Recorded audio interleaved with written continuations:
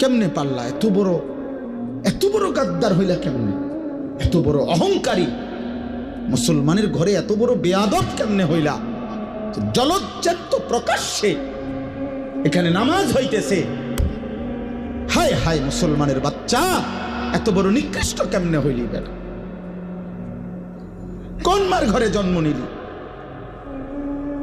কোন বাপের ঘরে জন্ম নিলি? এমন মালিক কেমনে ভুলে গেলি? না ফরমান এমন মালিকের সেজদা ভুলে গেলি কেমন?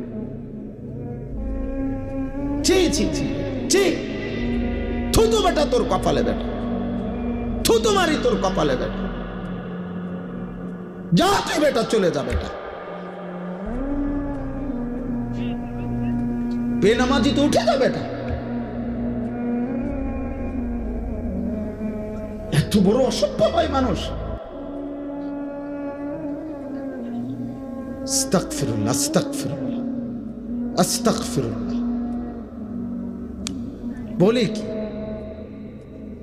আল্লাহ তাআলাকে, এত বড় মহান মালিককে একটা সিজদা দিবা না? কি শুনবা বয়ান? কি বলতো বলো? বলে লাভ কি? আল্লাহ আমাদেরকে হেফাজত করে। আমিন।